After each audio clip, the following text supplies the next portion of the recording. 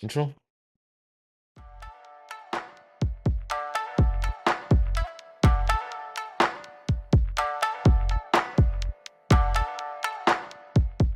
Welcome to another episode of We Top A. I'm Charles. I'm Holly. So on Sunday, we started volleyball. This is our third session that we joined with this program.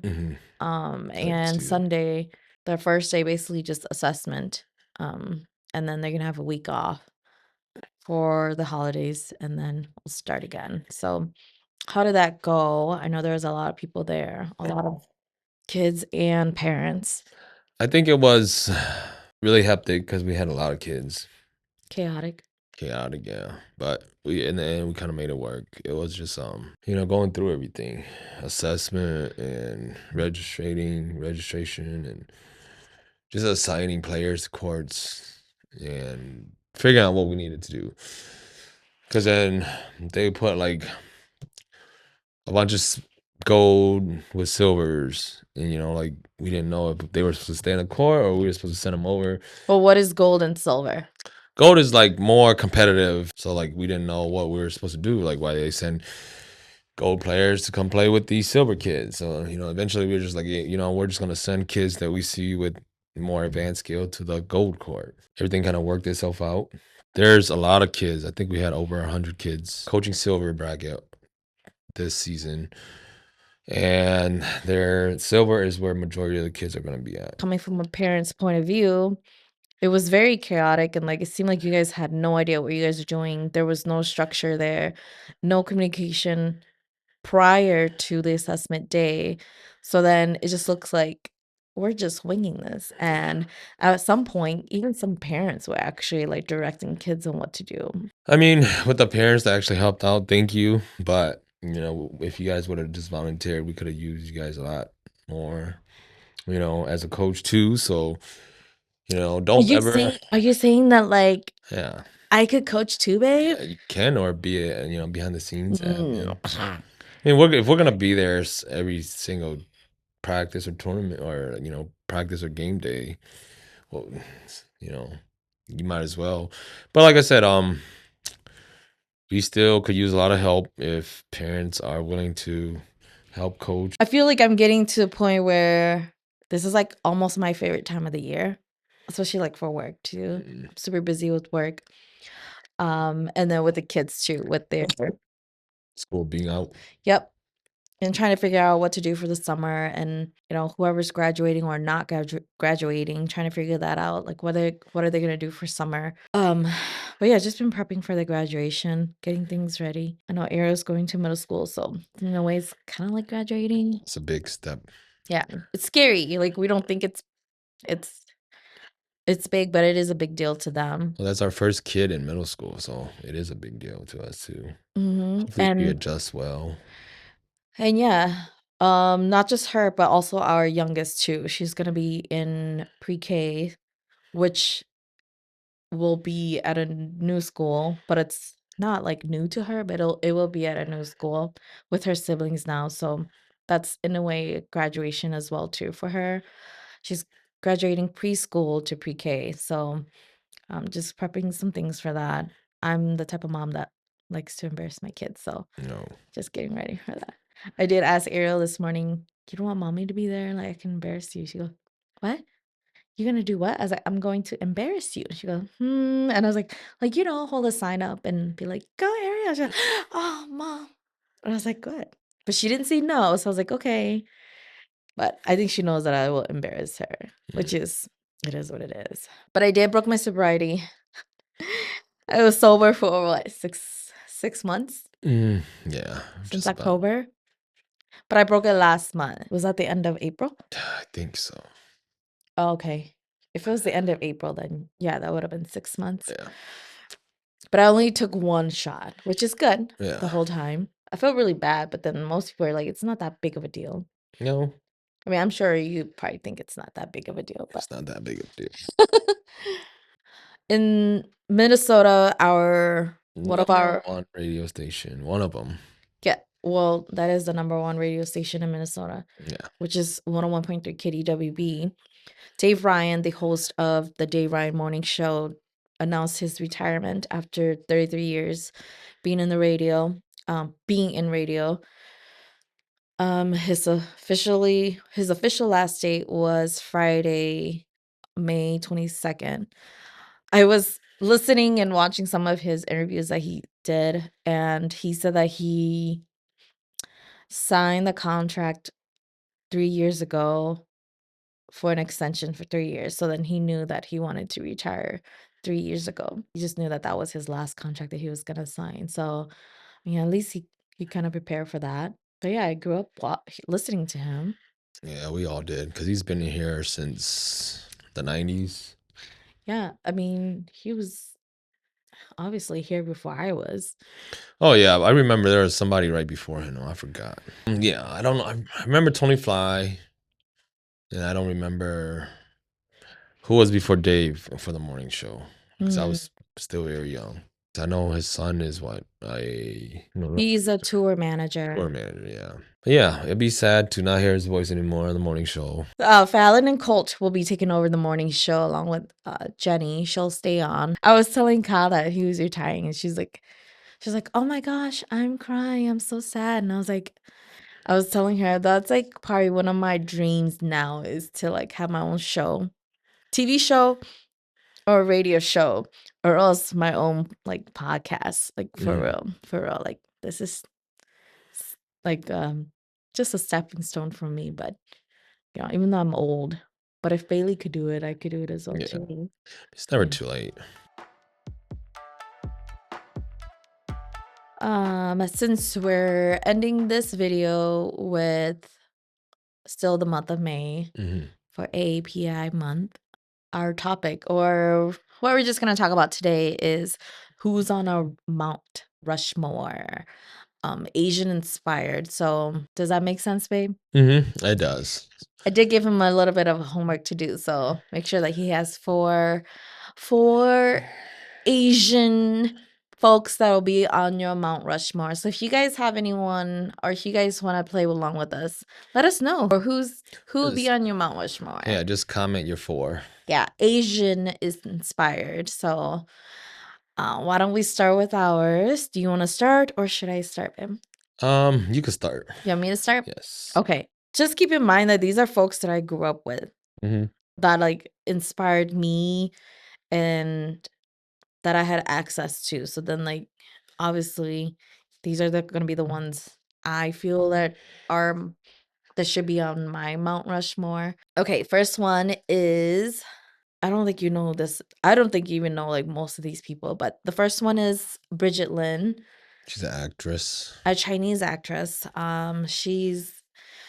She's known for her roles late in the 90s. She played a lot of like female roles, but she also played a lot of male roles as well. Probably one of my favorite back then. I actually don't know what she's doing now, so but she's mine. The next one would be I didn't grow up with this person, but the next one is General Ving Pao. Yeah. Obviously.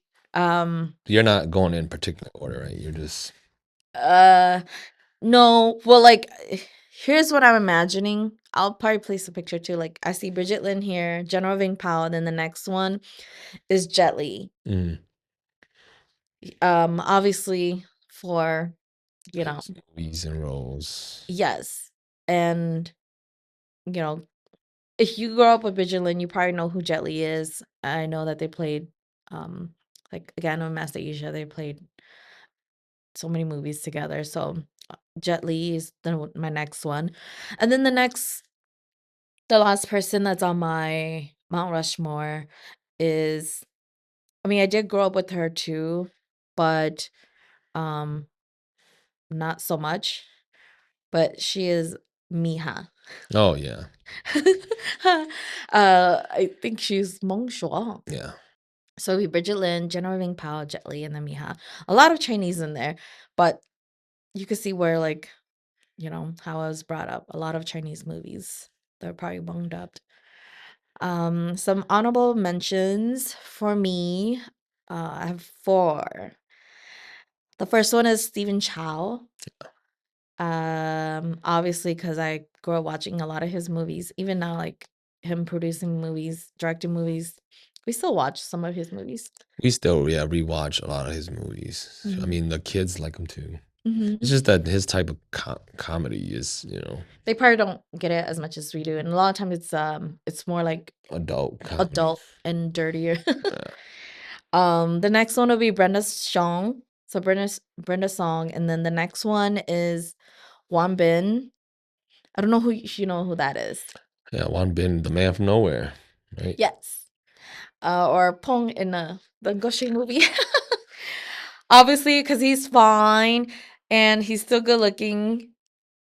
Then the last one would be this is probably very controversial either too, but it's Luya.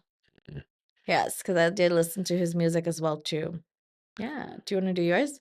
Yeah, I could do mine. My number one would probably be Vang Pao. Because without him, we wouldn't be here. And probably won't have this podcast today. So yeah, number one would be Vang Pao. Number two is probably gonna be Jackie Chan. I mean, Jackie Chan, because we grew up on a lot of his movies.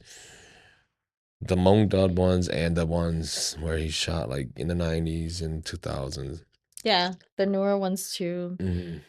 And then my number three would probably be Bruce Lee. Mm. I mean, I saw a lot of his movies, but without him paving the way, I don't think Jackie Chan would be where he's at, and Jet Li.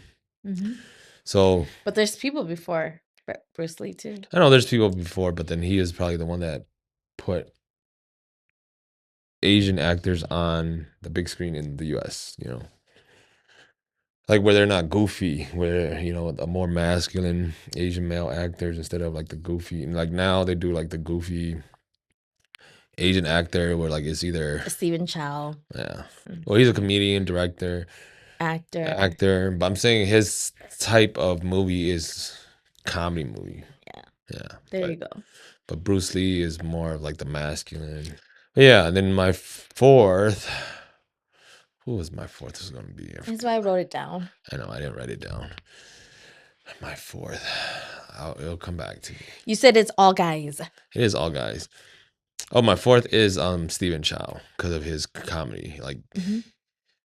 a lot of he's probably has like the first, or his movie is probably like the first non-serious, more like goofy funny.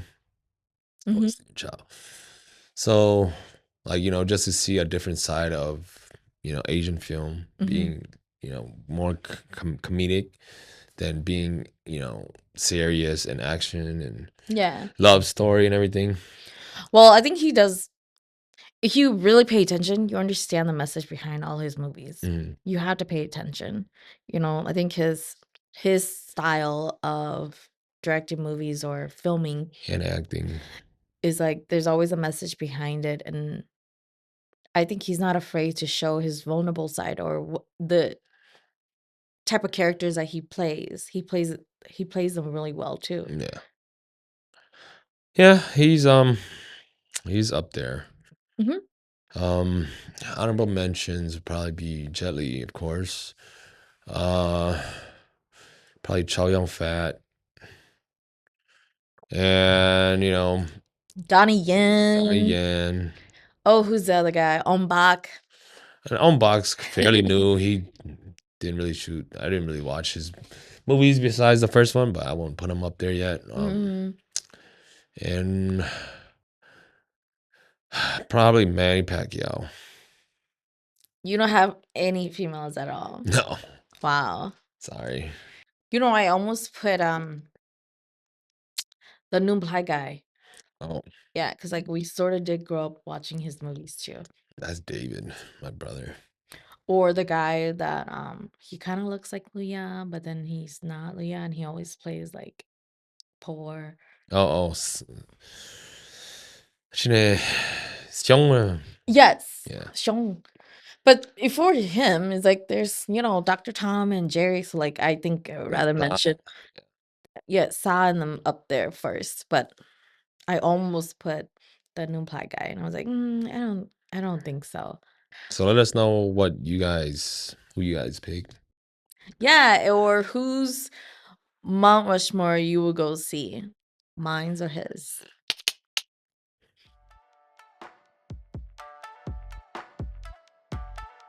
We're gonna go into Hmong Talk now. I'm gonna read this for you, babe. All right. This is by Anonymous 3 days ago. I've been married. Oh, I've only been married a few months ago, and I already feel like I made the biggest mistake of my life. Last week, I miscarried our baby. I am still physically bleeding, still waking up in the middle of the night crying, still feeling empty every time I walk past the tiny baby clothes I bought. Meanwhile, my husband has act like nothing even happened. The day after I miscarried, while I was curled up in bed with cramps so painful I could barely stand, he walked into the room angry because the house wasn't cleaned. He slammed cabinets, doors, sighed loudly, and told me, "You can't just lay around forever." All week he has picked fights with me over the smallest things. He criticized dinner, he rolled his eyes when I cried and said, "People miscarried all the time." At one point, I broke down and asked if he even cared that we lost our baby. And he just sat there scrolling on his phone like I was inconven I was inconveniencing him. The part that hurts the most is how cold he's become. No hugs, no comforting words, no checking on me, nothing. Just anger, irritation, and blame while I'm grieving something that shattered me inside. I come home from a family that believes divorce is shameful no matter what happens behind closed doors. Growing up, I was taught to stay quiet, endure, and make it work. But now I feel trapped. I feel guilty for even thinking about leaving, yet every day I wake up with this heavy regret sitting on my chest. I keep asking myself, is this what really marriage is supposed to feel like? Because right now I feel more alone laying next to my husband than I ever did by myself. This is my second marriage, and I came from a family that believes divorce is shameful no matter what happens. Oh, she just repeated herself.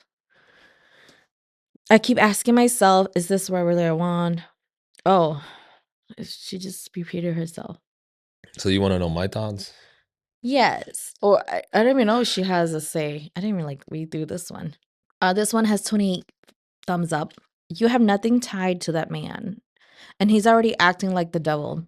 Run as fast as you can because you'll eventually learn that life is better alone than to be with a monster that makes you feel worthless.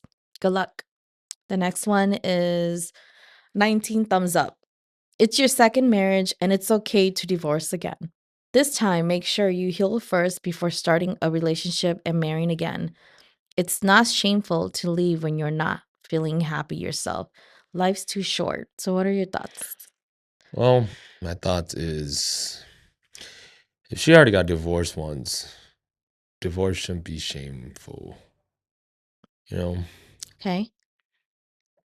because when you say divorce is shameful, you should have probably stuck it out with your first one. There you You go. know, but I don't know how your first relationship was, but you know, clearly got divorced, and this is your second marriage. If you're not happy, maybe you got to work on yourself first, Mm. because it starts with you. Mhm. Because if you're not happy with yourself, you're gonna attract all a Mhm. wrong, boyfriend or spouse too. Yeah, all the wrong ones. Yes. Um, I want to know if she has other kids because this is her second marriage. Do you know what I mean? It's Yeah. like I want to assume no because she didn't mention them, but um, I would say I'd rather be divorced than to be stuck in a marriage where I'm not happy. You done it once. It's okay to do it again, to be divorced at this point, Just right? don't keep doing it again. Hmm.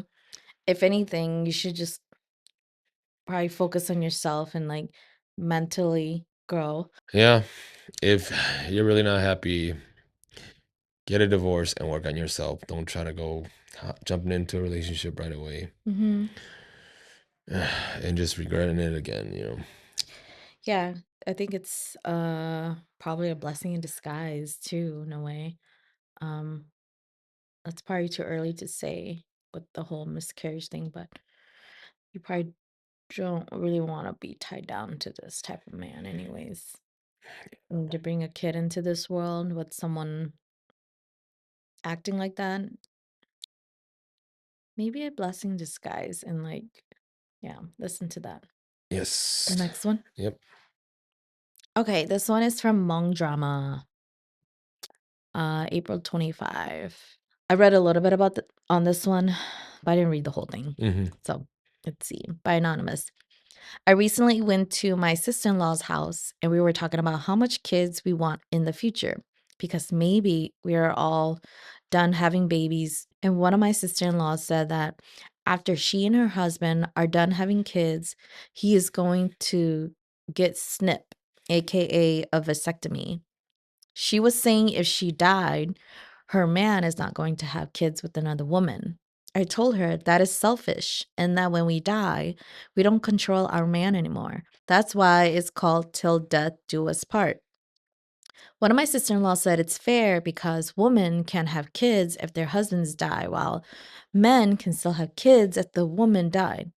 Okay, that is true, but I still think it's selfish to say that when you die, he can't move on. Imagine all your kids are grown and he wants to move on, but he can't because he made a dumb decision while you were alive. Women laughing about this is crazy too. It's funny to hear that your man got snipped just to make you happy, but then you are already unhappy about them cheating while you were alive. Worrying about cheating while you die won't make sense. Getting snipped won't save a broken relationship because many men who aren't snipped doesn't even want kids anymore. What do you all think? Well, I didn't read the whole thing. No. I think it should be up to the guy if he's gonna get snipped. It's just like if, you know, a girl wanna go and get their tubes tied. That should be up to the girl, right? Oh, but the tubes? Yeah. I mean, yeah, So it should be up to the guy if he wants his. but ultimately, if you're married, then I think any decision that's going to be made should be talked about with each other. Do you know what I mean? Yeah, but if it's. Like, if I was going to get my tubes tied, I would be like, "Babe, I'm gonna get my tubes tied. What do you think?" Mhm. Do you know what I mean? And then have that conversation and then go from there if you really do want to get your tubes tied when the time comes.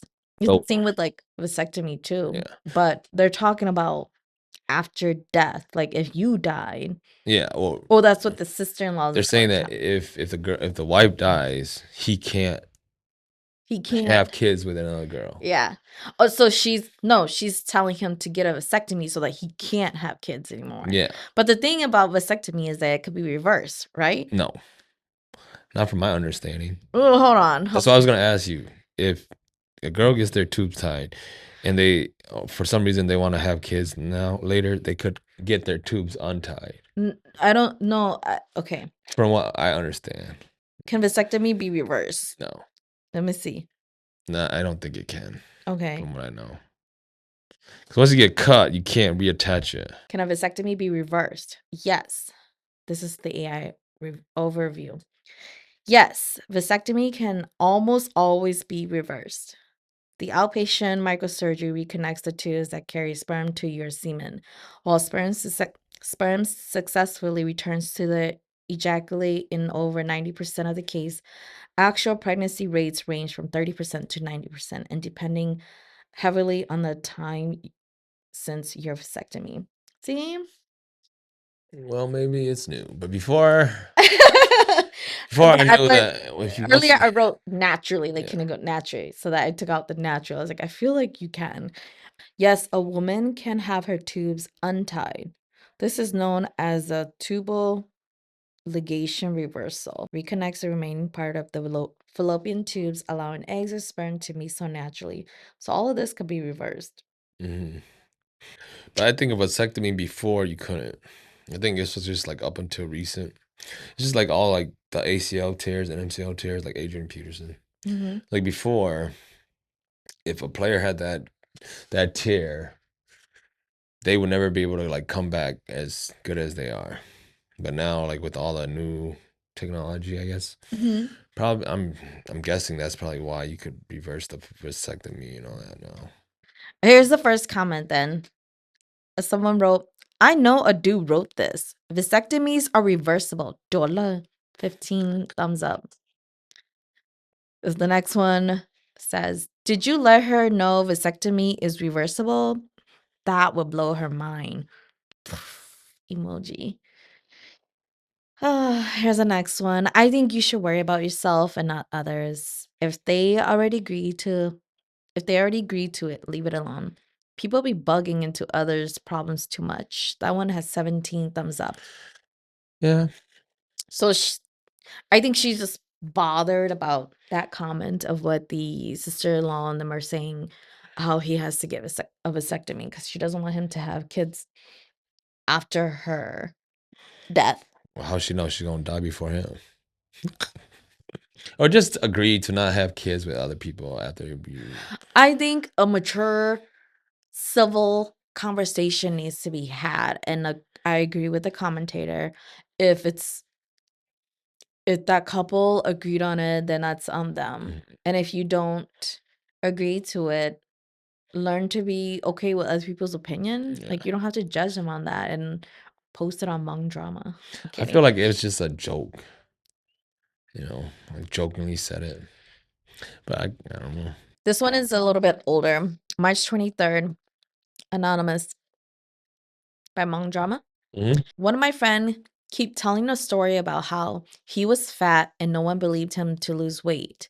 He is currently very buff now and has six-pack, and he posts on Facebook saying when people look down on him, but he never gave up. To me, I think he is a liar because he has never fat and no one looked down on him. He's never been fat. Oh, they missed a word. Oh. I think he says that just to get sympathy from other people. He was 160 and now down to 140. He even posts a before and after picture. I think if he was 300 pounds and then he lost weight, then it would be believable. But to me, is a fake and a liar. God. If you were very fat, why would someone look down on you to lose weight? Why would someone tell you, damn, you fat pig, you can never lose weight. Don't bother working out. I don't think anyone ever said that to him. What do you all think? God. Here's the first top comment. You think he was 300 pounds, or he said he was 300 pounds, question mark. Your concern complaint isn't clear. However, from 160 to 140 is impressive.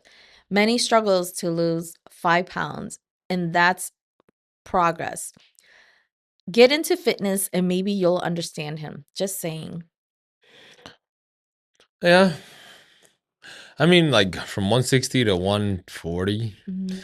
it depends. Like if you're short and stubby, 160, that means you're really big. But Like width wise. yeah, Yeah. because I'm probably like 205, 210 right now. Huh? Yeah. Big, Probably 205, 210. but you're taller. But I'm taller. So I don't look wide, I might not look slim, but Mhm. I'm not like super, I'm not like a ball, but if you're probably like 5 foot and you're like your height and 160, then you're probably gonna look like a ball. Well, that's unhealthy. Yeah, that's unhealthy. But if you're taller, you're gonna weigh more. Well, here's the thing too is everyone is built different, right? Mm. So 160 to 140, that could probably look like nothing to you, but to them, like they probably see it, right? So like let's just say like you're taller. Your fat could turn into muscle, but even though you still look the same, like Or- size wise, you actually lost a lot of weight, which turned into like muscle. Mhm. So to everybody's gonna have a different result and things like that. I mean, unless you're doing something dramatic, then there's a dramatic drop or dramatic result. But I know that everyone's body's built different. It's just like this. Just because you're slim and muscular doesn't mean you're healthy. You know, there's people out there that are a little thicker that are still healthier than a lot of the people that are super buff and everything like that. You know, it's everybody's a little different. Yeah. But like if you're talking about like appearance wise, you probably would just want to look like you're not too skinny, but look alive at least. Mhm. You know, Yeah. just ignore him. Like you don't have to read all his I know, he's posts. so bothered Yeah. by him. All right. We're not really strangers. This already. What do you recommend I let go of, if anything? Whoa. I recommend you to let go of smoking Yeah. and drinking. Those are easy for you, but Yeah. I recommend you get rid of. If it was a few years ago, I would say football. oh, not like my bossiness or controlling I mean, I don't think that will ever change. or my anxieties, insecurities, Your babe. insecurities, yes. Please say that because I would like to let go of that too. Yeah. Finish the sentence. Just by looking at you, I think. Just by looking at you, I think of Jada. Mm. Just by looking at you, I think of Ariel. All right. Oh, this is some reminder. Here's a reminder. Be more interested in understanding others than being understood. I like that. You should just take these out. Okay. In one word, how would you describe our conversation? A conversation. One One word. word. Shit, I don't know about one word. Relatable. Understanding. Is there a feeling you miss? A feeling? Mm-hmm. I miss feeling not insecure. How about you? Mine is probably playing sports. You miss playing sports? Like just the feeling of, when you do something that you never thought you could. Oh, You know what I mean? isn't this like one of them? This is one of them too. Yeah. Well, like at first, when we first started, Mhm. super nervous. So then you miss that feeling of doing something you love? No, it's more of like doing something that you never thought you could do.